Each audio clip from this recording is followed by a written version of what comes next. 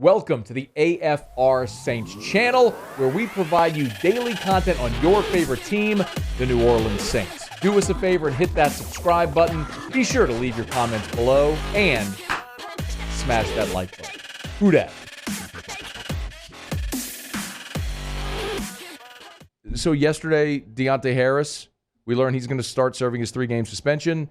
And then today we learned Cam Jordan's on the COVID list.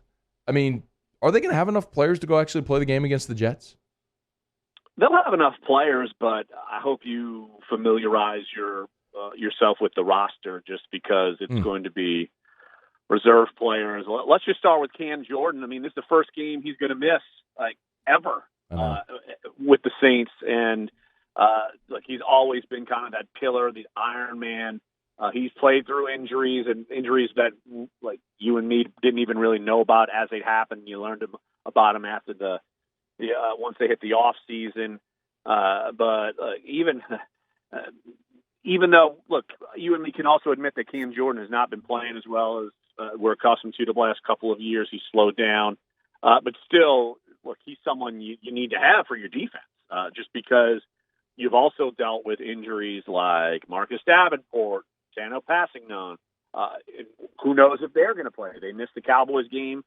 Maybe this kind of lights a fire under Marcus Davenport to play, even though he had a shoulder injury. I mean, but nothing seems to really light a fire under him to play unless he's 1,000% healthy. So I'm curious to see how the Saints deal with that. And then Deonte Harris, we knew that this was on the horizon. Now it's here. I think you and me might be just indifferent. Say, all right, okay. It's not like they've had these big weapons before. It's not like the offense has been great even when they've had them. But you're still looking at a wide receiver group where that's basically just a band of guys, and they've struggled, and things are going to just get worse probably in the receiving game, because at least Harris was some sort of threat. So it'll get worse as far as that wide receiver the next 3 games. Have they made a determination if Taysom Hill is going to play with the finger injury? From what I've heard, and also the reporting that's going on nationally, that it sounds like he's going to play through this. And is that a mistake? I don't know. At least he gives you some sort of spark. And I will say that I think the Cowboys defense is actually pretty good. And you're pressing in the fourth quarter. He throws interceptions. So I'm not diminishing that he didn't play that very good in part of that game on Thanksgiving. Oh, well, I mean, last Thursday, not on Thanksgiving, obviously. But still, is that the best move for the Saints? I mean, does Trevor Siemian give you the best chance to win?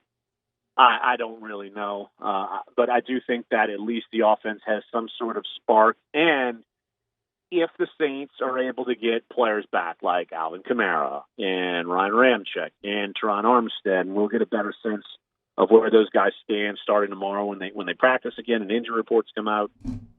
For me, I would expect Kamara to play now. I think he's healed up. He was limited in practice last week, just didn't play. But I would expect him to play. I don't have a firm grasp of Ramczyk and Armstead right now.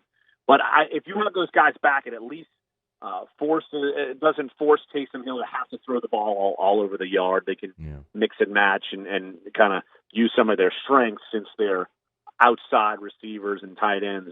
They're not their strengths. I mean, Larry Holder's with us on Twitter at Larry Holder. The Jets are literally the worst team in the NFL.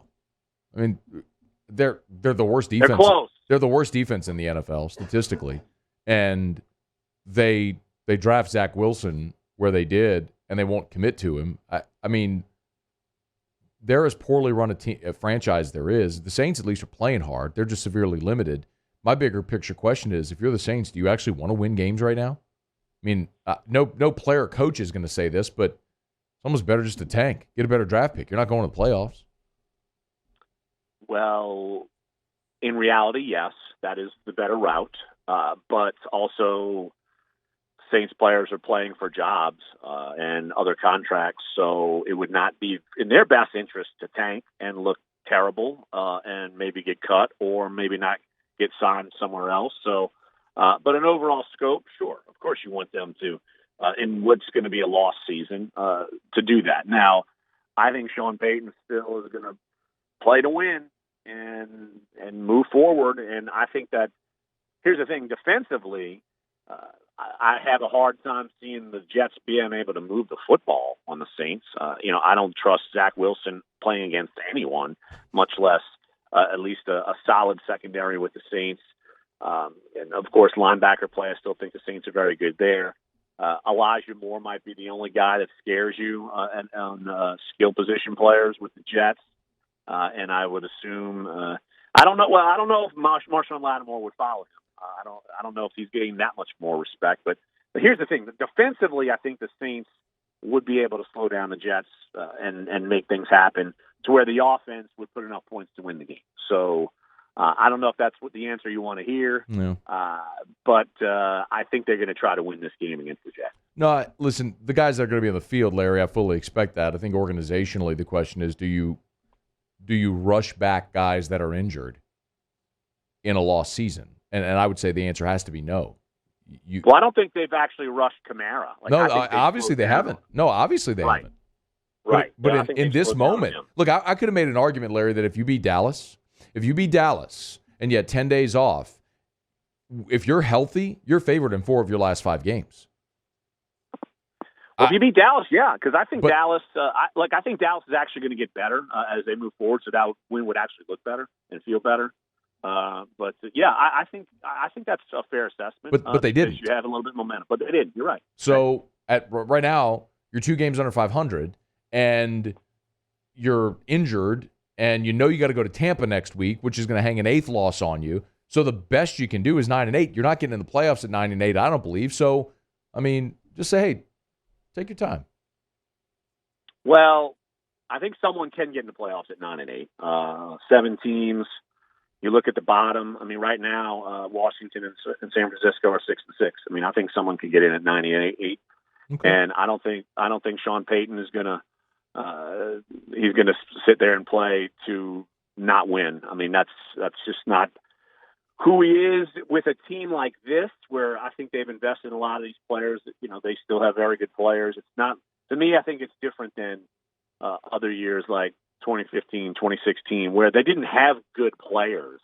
You struggled to find a top 10 that you felt real good about.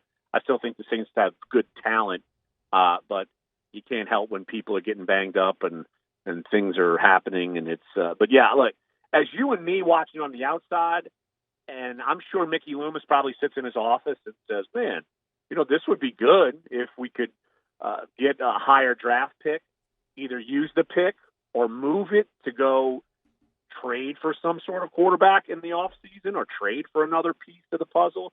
But in reality, look, Sean Payton and that coaching staff and that locker room, I mean, you can't stop the locker room from playing hard. And they still have good players to where they could – look, they might pull off some crazy win and beat Tampa. I mean, they beat them when we didn't think they would before. What if they do that?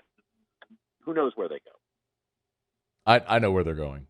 They're going not to the playoffs. I know where they're going to. So I get it. We can have a disingenuous conversation about what could be, or we can honestly assess what's happening and make the best decisions for this organization, the players, and what it's going to mean going forward. And right now, the Saints are 12th in the NFC.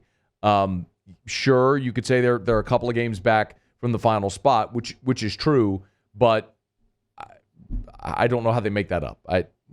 They can beat the Jets, so I guess we'll take it week by week and assess.